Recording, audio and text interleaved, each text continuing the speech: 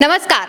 लोकसभा चुनाव 2024 के बाद एक बार फिर से भाजपा की या फिर ये कह लीजिए कि एनडीए की सीटें घटने वाली हैं, लेकिन दूसरी तरफ इंडिया गठबंधन की सीटें बढ़ने वाली हैं। अब ऐसा क्यों होने जा रहा है, कैसे होने जा रहा है, उस पर हम बात करेंगे। उल्टा चश्मा यूसी के न्यूज रूम में हम मौजूद हैं। हमारे साथ चंद्रकांत जी हैं। चंद्रकांत जी, आखिर ये सीटें घटने बढ़ने की जो बात सामने आ रही है वो कैसे होने वाला है? देखिए, भारतीय जनता पार्टी ने बैसाखियों के सहारे भले ही सरकार बना ली, लेकिन भारतीय जनता पार्टी को और एनडीए को एक बड़ा झटका लगने वाला है। और ये झटका लगेगा एक तो पूर्वोत्तर के राज्य से और एक दक्षिण भारत से लगेगा। होने क्या वाला है, दरअसल 19 जून को राज्यसभा चुनाव की तारीखें आ गई हैं। चुनाव होगा, वोटिंग होगी। 8 सीटें हैं जिन पर नए सांसद चुने जाएंगे। इनमें से 6 सीटें तमिलनाडु से हैं और 2 सीटें असम से आती हैं। अब इनमें से जो 6 सीटें हैं उनमें से अभी 3 सीटों पर डीएमके का कब्जा है, यानी कि द्रविड़ मुनेत्र कड़गम का कब्जा है, स्टालिन की पार्टी का। और बाकी 3 सीटों पर जो पार्टियां हैं उसमें एआईएडीएमके है, उसमें पीएमके है और एडीएमके है। लेकिन 19 जून को जो ये राज्यसभा का चुनाव होने जा रहा है, इसके बाद तस्वीर बदलेगी। इसके बाद डीएमके के सांसदों की संख्या हो जाएगी 4, यानी कि डीएमके का नंबर बढ़ेगा।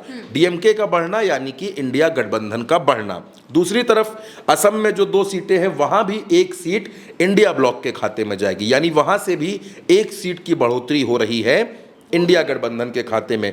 तो अब इससे क्या होगा, अभी इंडिया गठबंधन 89 सीटों के आसपास है और जब ये चुनाव हो जाएगा तो इसके बाद इंडिया गठबंधन 91 को क्रॉस करेगा, यानी कि उसका नंबर राज्यसभा में मजबूत हो जाएगा। लेकिन भारतीय जनता पार्टी का जो अलायंस है, जो एनडीए है, उसके पास आज की तारीख में 128 सीटें हैं और चुनाव के बाद ये रह जाएंगी 126 सीटें।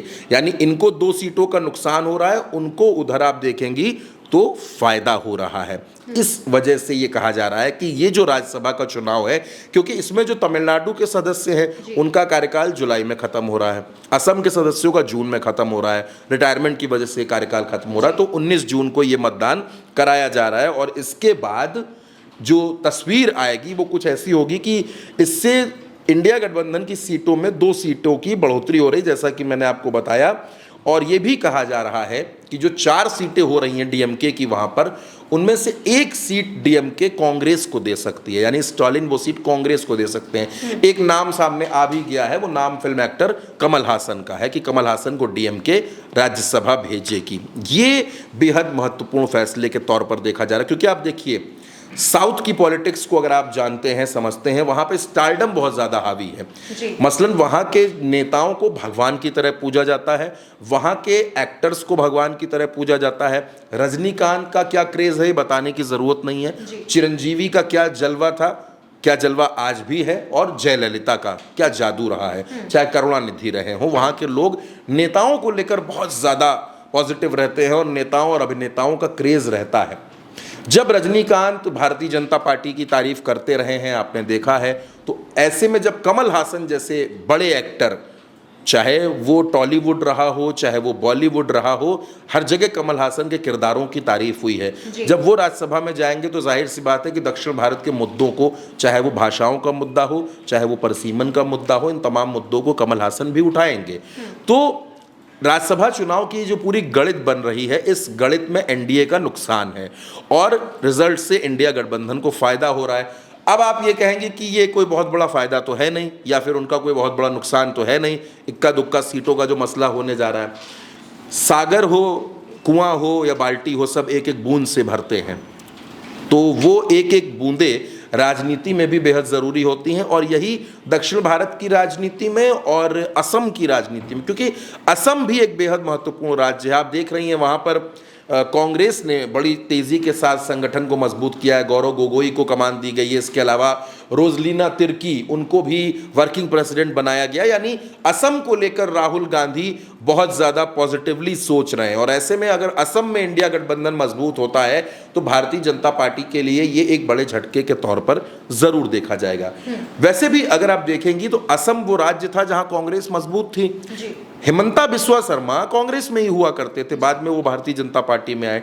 तो कुल मिलाकर के जो पूरी स्थिति बन रही है, चाहे मैं तमिलनाडु की बात करूं चाहे मैं असम की बात करूं, दोनों जगह से एनडीए के लिए खबर बुरी है और इंडिया गठबंधन के लिए एक सकारात्मक संकेत है, इंडिया गठबंधन की मजबूती के लिए भी एक सकारात्मक संकेत है, क्योंकि जब डीएमके इस बात को कहती है कि हम एक सीट कांग्रेस को देंगे तो ये एक सकारात्मक राजनीति का मैसेज है कि डीएमके और कांग्रेस के बीच में रिश्ते बेहतर हैं। डीएमके और कांग्रेस बेहतर तरीके से सोच रहे हैं, एक दूसरे को मजबूत करने पर चर्चा चल रही है, बातचीत चल रही है, क्योंकि बार बार एक नैरेटिव एनडीए और गोदी मीडिया की तरफ से गढ़ा जाता है कि भाई इंडिया गठबंधन कमजोर पड़ गया, टूट गया, बिखर गया। ऐसे में इस तरीके की खबरों का सामने आना इंडिया गठबंधन के लिए एक नई ताकत है।